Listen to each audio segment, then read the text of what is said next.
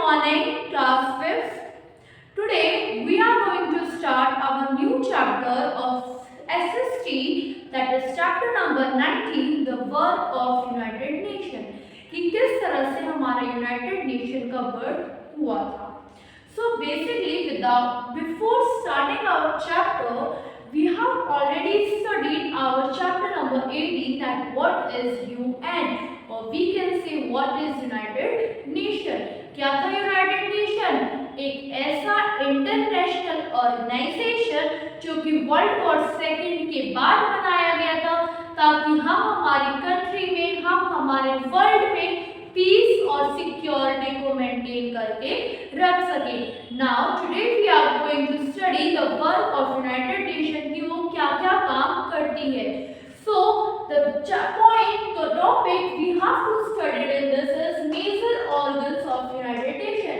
यानी कि कोई भी एक इंस्टीट्यूशन बनाया जाता है, उसके अलग अलग ऑर्गन्स होते हैं. अगर हमारी एक ह्यूमन बॉडी है, हमारे ह्यूमन बॉडीज में हमारे अलग अलग ऑर्गन्स हैं. हमारे नोज है, हमारी आईज है, हमारे टंग्स है, लिप्स है, हमारे अलग अलग बॉडी पार्ट्स हैं. इसी तरह से हमारी एक बॉडी, हमारे बॉडी पार्ट्स अलग अलग, एक organisation that is United Nation, and United Nation के अलग अलग ऑर्गन्स होते हैं.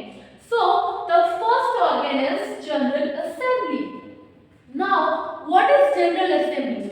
General Assembly मतलब क्या होता है? आप लोग असेंबली में क्या करते हो? आप सब साथ में आते हो, एक साथ खड़े होते हो, प्रेयर करते हो, और आप जो भी मीटिंग वगैरह अगर सर ने आपको कुछ बोलना होता है तो सबके साथ में सर आपको वो चीज़ बोलते हैं, या आप अपनी बातों को सबके सामने अगर रखना होता है कई बार तो हम वो चीज़ करते हैं. तो basically assembly is a place जहाँ पर हमारी अलग अलग कंट्रीज के मेंबर्स साथ में आते हैं, और जो भी उनके इंटरनेशनल इश्यूज होते हैं, यानी कि अलग अलग कंट्रीज के साथ जो भी इश्यूज चल रहे होते हैं, या ऐसा कोई इशू है जो कॉमन है, वो सब यहाँ पे आके सॉल्व किया जाता है. सो जनरल असेंबली यानी कि एक असेंबली बनाई गई है जहाँ पर ये सारे काम हो रहे हैं. Next one is security council. Security council basically यहाँ पर 5 परमानेंट मेंबर होते हैं, 5 permanent member and rest are non permanent. यानी कि हमारे 5 परमानेंट मेंबर है और बाकी क्या है?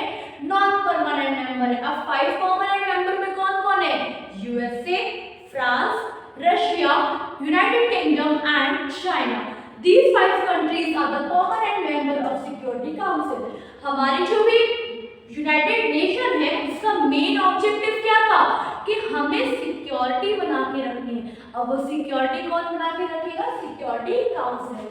Next, economic and social council, यानी कि एक ऐसी काउंसिल जो हमें इकोनॉमिकली एंड सोशली डेवलपमेंट की ओर लेके जा रही है. अब वो कैसे होगा? जब हम पढ़ेंगे, जब हमारी हेल्थ अच्छी होगी, जब हम जेंडर इक्वालिटी की बात करेंगे, तो जब ये सारे पॉइंट हमारे इसमें कवर होंगे तो वो हमारा इकोनॉमिक एंड सोशल काउंसिल देखेगा, यानी कि ऐसी काउंसिल जो हमारे इन दोनों के डेवलपमेंट की बात करती है. Next one is trusteeship council. Basically ये काउंसिल किस लिए बनाई गई थी? ये काउंसिल बनाई गई थी ताकि हमारे जो भी कॉलोनीज हैं, हमने पढ़ा था कि हमारी जो इंडिया थी वो भी ब्रिटिश कॉलोनियल पीरियड के अंदर आती है.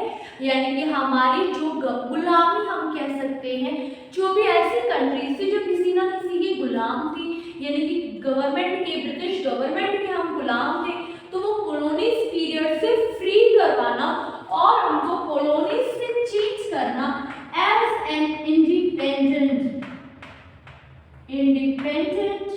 कंट्री, यानी कि आप गुलाम से आप आज़ादी की तरफ बढ़ो.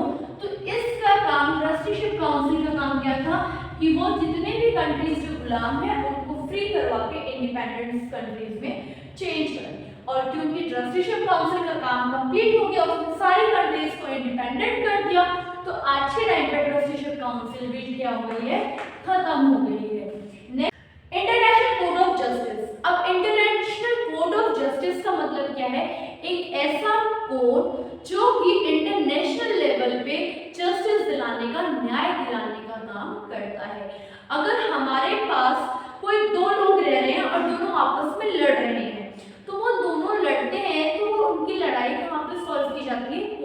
सॉल्व की जाती है। आपका कोई भी केस होगा पहले वो डिस्ट्रिक्ट कोर्ट में जाएगा, फिर स्टेट कोर्ट यानी कि हमारा high court and then supreme court. तो सुप्रीम कोर्ट क्या है, कंट्री के अंदर हाईएस्ट कोर्ट है, सबसे बड़ा कोर्ट है, सुप्रीम है।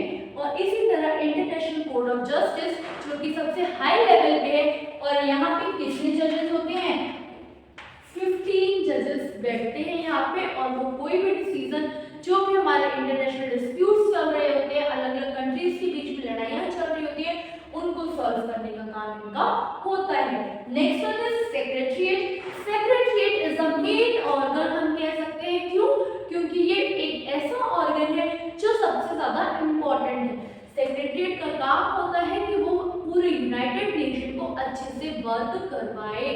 सेक्रेटरी आपने सुना है, सेक्रेटरी क्या करता है, जो भी हमारी ऑर्गेनाइजेशन है उसको अच्छे से काम करता है उसका। तो सेक्रेटरीट का मतलब क्या है कि हमारे इसको अच्छे से वर्क करवाना। Now secretariat when we are talking, so who is the recent secretary of United Nation, यानी कि आज के टाइम पे रीसेंट सेक्रेटरी कौन है हमारा, दैट इज एंटोनियो गुटेरेस। कौन है, एंटोनियो गुटेरेस। ये हमारे पास रीसेंट सेक्रेटरी है, यानी कि सबसे ऊंची वाली पोस्ट यूनाइटेड नेशन में जिनके पास है वो ये, और एक कहाँ के हैं, ये पोर्तुगीज के हैं, पोर्तुगल है ये, ठीक है, पुर्तगाली हम जिसे कह सकते हैं, ये पुर्तगाली है, पोर्तुगीज है, जो कि हमारे आज के टाइम पे सेक्रेटरीट का काम कर रहे हैं। Now this was all the introduction part of this topic, that is major organ. We will study this tomorrow with our new video. Hope you all understand that. Now we will discuss it in our next video. Till then, bye.